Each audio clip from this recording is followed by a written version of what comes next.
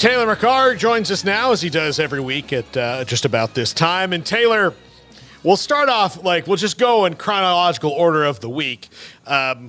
Your thoughts on the College Football Playoff Committee's decision and where we are here in the postseason as we end this stupid 14 playoff before we go to 12. Are you a best four or four most deserving guy? Well, stupid is the exact way to describe it, right? Let's start there. It should have never been a 14 playoff. The committee and the structure was bailed out by and large, except for the very first year back in 2014, all the way till now. More often than not, it sorted itself out, and the committee did not have to make the tough decisions. This year, it blew up in their face, and the chaos scenario that everybody sort of assumed wouldn't happen, because I think everybody assumed Florida State would drop one of their last two. They didn't, and we ended up with the committee having to choose between the best team and or the most deserving team. Now, my opinion is based off of what the rules, how it was written. And I don't like the rules, but how it was written calls for the best four teams. And Alabama is better at this point in the season than Florida State is. I think if you look at the reaction, look across college football, if you would rather play at this point in time Florida State with their backup quarterback and what they've shown on offense versus Alabama who's surging, everybody would say, well, obviously you'd rather take the team that anybody that's in the playoff right now would be a two-score favorite over Florida State. You can't say that about Alabama. Now, that doesn't mean that this was the correct decision for what is fair or what is right in the landscape of college football. But by how the rules were written, the committee did the right thing, again, by how it was written. I hate it. I hate the structure that we had for this long, and that having four spots for five power conference teams. Again, the committee was bailed out for a very long time, and this was, I think it's for a number of reasons. I think it's great that this is the last year that we had this structure. Agree fully on that, Taylor. In terms of the games, it's almost like they've gotten lost, right, from last weekend because there's been all this blowback as far as the teams go. But what were your thoughts on Alabama and this journey they've been on ever since that Texas loss and all the questions about Jalen Milroe and him getting benched? And now here they are, and they beat the unbeatable and break that streak that Georgia had going towards, the third national title. No one's ever done it. That's not going to happen again because the Tide rose and are once again SEC champs. Your thoughts on just the journey that they've been on and now how they're kind of rocking it as they are going to go into this playoff field? Yeah, well, look, I think one of the things that has also been lost is what an incredible performance and coaching job that was by Nick Saban. Yes. And I understand at a national level there's some fatigue, right, from Alabama. And I think a lot of people were rooting for Alabama to not get in just because people want to see different teams in the playoff. That's human nature. I get that. But the performance that defense specifically put on the field against Georgia, I thought that's out of Nick Saban's storied career. I think that should go down as one of his best coaching performances. What they did on defense and some of the things that they changed after the first couple drives, he talked about it in his post-game presser to try and confuse Carson Beck, to mix up looks, to get guys in spots where they could influence Carson Beck. I thought it was a fantastic job. I think, well, like I mentioned a minute ago, Alabama back half of the season is a different team to what they were in the first half of the season. That doesn't discount Texas going into Tuscaloosa and winning by 2 scores. But I do think you're seeing Alabama play better football in the back half of the season. And the argument that a lot of people will use is, well, look at how they played against Auburn. Rivalry game on the road in the SEC, the emotion that comes with that. I think as long as you win that game, you see that they turn around, they beat Georgia. I don't want to sound like an Alabama apologist, but that is a really good football team that is playing well down the stretch. The thing that also stood out to me was, for a number of reasons, obviously getting into the playoff being the number one, but I thought Texas ended up in the best spot out of all of these teams. They end up in the 3 seed. They don't have to play Michigan or Alabama in the first round. They get to play a team that I think they match up probably the best out of all 4 against in Washington. And they get to play in the Sugar Bowl, which is a state over, and it'll be mostly a Texas crowd. So for a number of reasons, I thought Texas ended up with the best draw out of these 4 teams. Taylor, I want to go back to, you mentioned the rivalry game. What is it about it? Like I know there's no science to it, right? Where that one, the emotions and all that, you've played in them before. Like, what is it about playing in that game that everyone cares about more than all the rest of them that makes them so much different? Well, go back to Texas' loss against Oklahoma earlier this season. I know that wasn't on the road, but neutral site, hostile environment. Texas outgained Oklahoma. All the power metrics, they had played better than Oklahoma, but they turned the ball over, I think it was 4 times. Quinn Ewers played by far his worst game of the season. And rivalry games force teams into making mistakes that they otherwise wouldn't have in the college level. These are not professionals. Even regardless of how much the top end kids are getting paid, they're still not professionals. And there's emotion that comes with it, especially when you're on the road. And so I think anytime you have a team, go back to Washington having to escape against Washington State late in the season, right? I don't care. More often than not, I don't care what it looks like in a rivalry game as long as you win. Now, there are exceptions to that example when a team is really down bad.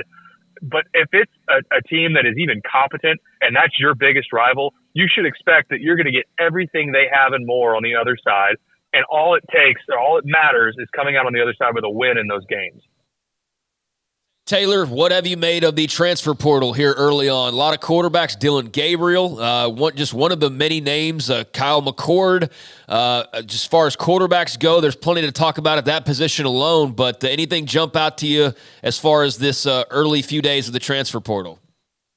Well, I think the first thing that jumps out is just the volume. Again, it's shocking to see the number of kids that jump in the portal, and it's also a reminder how many guys we have that are still out there with eligibility that benefited from a COVID year, and it's still screwing up some of the recruiting in high school and junior college kids. Because you got guys that are out there. Tyler Shuck transfers from Texas Tech to Louisville. It's going to be his 7th year of college football between COVID years and medical red shirts and his regular red shirt. So we still have another couple years of that playing out with kids that were impacted by getting a COVID year. The other thing that kind of an overarching thing that stands out to me is we just need some sort of governance over this so badly. And there's a number of things that I wish we could change about the transfer portal era. I think it's great that kids have the opportunity to move around, but there is no other structure in sports where you can pick up whenever you want and move on every single time. That you have a kid that builds up, they have a good year, they put together one good semester, and then they move on.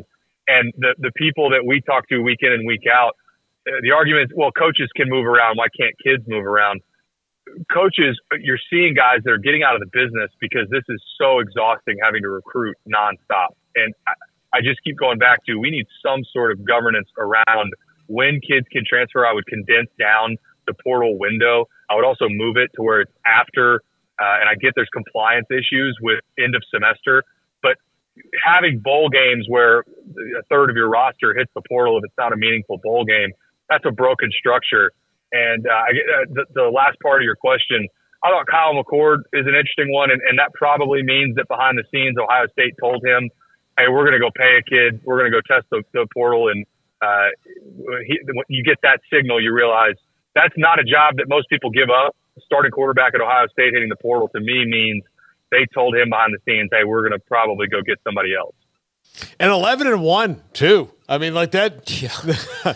You know, we can do better. Oh, well, and the thing is, Taylor, and like this is just what's kind of. I mean, and look, they'll get some. I'm sure they'll get somebody, and everybody like, wow, Ohio State. But he's 11-1, and the one that they lost is Michigan. The guy who lost it the 2 years before was C.J. Stroud, who was the second pick in the draft. So it's not really a quarterback thing that Ohio State's not beating Michigan necessarily. Well, I would say some of the quarterbacks that Ohio State has had the past few years, I think it's reasonable for that fan base to feel a little spoiled at the quarterback spot. And there was a step down in production in Kyle McCord. There's no doubt about it. That is not going to be a first-round pick. Can he be a really good college quarterback? Yes, I think he's already proven that. Is he going to be an elite college quarterback that has a chance to be a difference maker in the biggest games against Penn State and Michigan? No, I don't think so. And that's what Ohio State is after. They are year in and year out, it feels like for the better part of, a decade, Ohio State has had blue chip quarterbacks that end up being NFL draft picks and sometimes in their backup spots Joe Burrow was a backup at Ohio State. So I can understand the frustration from Ohio State fans in that regard. I do not understand some of the irrational calls for Ryan Day's job, a guy that's, I forget what his record is, but he's got 5 losses and they're all against top 5 teams. I would pump the brakes there for Ohio State fans. But in this world where the highest bidder can go buy a new quarterback, and Cam Ward is the guy that I would be thinking about, it doesn't altogether shock me that they are moving on from Colin Ford. So, I was looking over the list earlier of all the transfer court. You got Aiden Childs is in there, Dylan Gabriel, McCord, let's see, Dante Moore, Will Howard, amongst some of the names. But would Cam Ward stand out to you above all those guys, even just slightly? I think Cam Ward has the highest ceiling. That's an NFL arm. And his story, for anybody that is not, by now, most people have at least heard the name, but go look at his story from being completely unrecruited, goes to Incarnate Word, who at Incarnate Word, they had to hide him because they didn't want him throwing at camps because they were afraid somebody else would discover how talented this kid was. Goes to Incarnate Word, sets all sorts of records at the FCS level, follows Eric Morris to Washington State, and now he's about to make quite a bit of money for one more year of college eligibility. I think he's probably got the highest ceiling. Dylan Gabriel is interesting because I don't think that is a top round NFL draft pick. I think that's a guy that will fight to get on a roster, but is a really good college quarterback. He's accurate. He's got a quick release. He just doesn't have a real big arm. He struggles driving the ball downfield on deep shots, but that's a guy, I believe he's on a visit this weekend to Oregon. That would make a ton of sense for Dan Lanning, who's somebody that could come in, run your offense effectively, pretty mobile as well. That's another one that stood out. But, keep tabs on this stuff because The Athletic does a really nice job after the transfer portal closes of tracking where kids end up. Some of this is forced, right? Some of this is not just kids that are testing the portal on their own because they went out and did it on their own. A lot of these kids are being told by coaching staff, hey, you're not going to have a spot here next year. But a lot of these kids that end up in the portal at the FBS level do not end up at another FBS destination. A lot of them have to either transfer down, and then some of them just altogether don't end up with a roster spot anywhere. What do you think about DJ Uiagalelei and where he might wind up? Yeah, it would not surprise me if he followed along with his former head coach from Oregon State to Michigan State. I think that's a style of play in the Big Ten that he would fit in there. I think Pac-12, colder weather, Big Ten, physical, run the ball well, have a good solid run game, play action off of it. I think if he were to follow in the footsteps of his head coach to Michigan State, I think that would make sense. You don't want, if I'm DJ Uiagalelei, I'm steering clear of conferences like the Big 12, anywhere where you're asked to be pretty mobile and put the ball up 45, 50 times a game throwing the football. I think those are the systems that he'll look to avoid. But it would not surprise me if he ended up at Michigan State.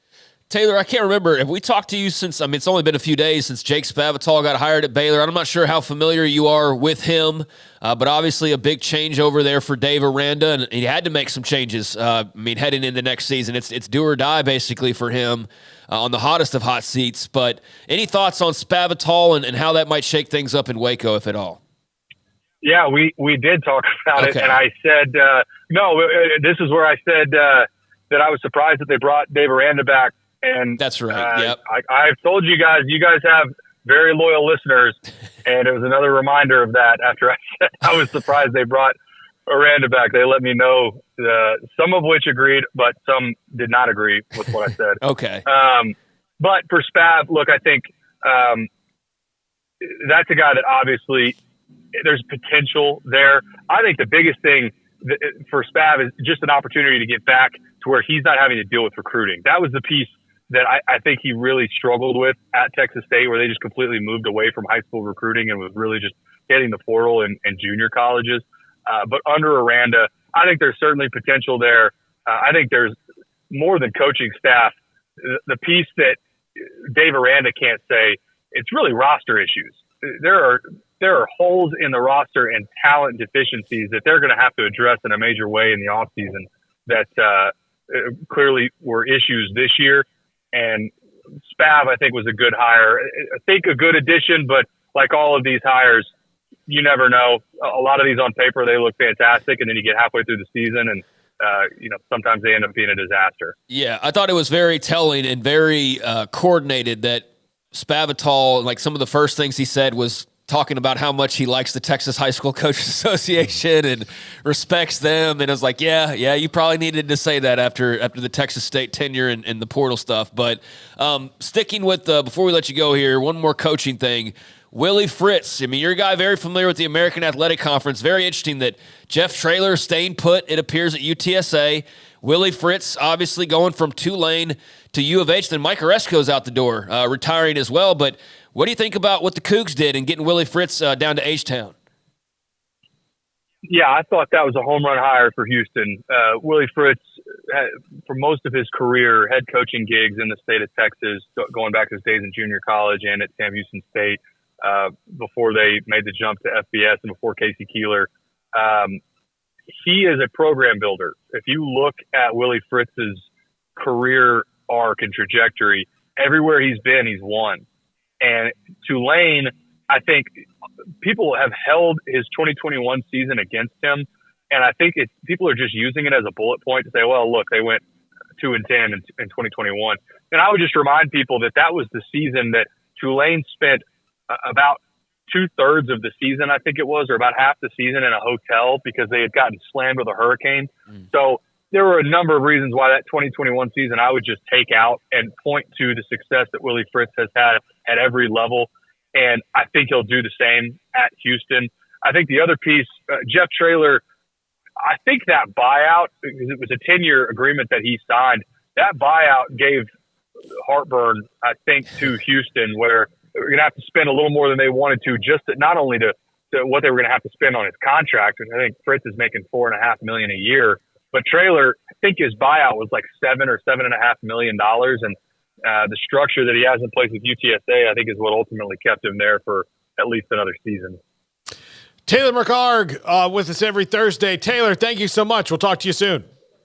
All right, guys. I appreciate it. All right. One of our favorite guests. He's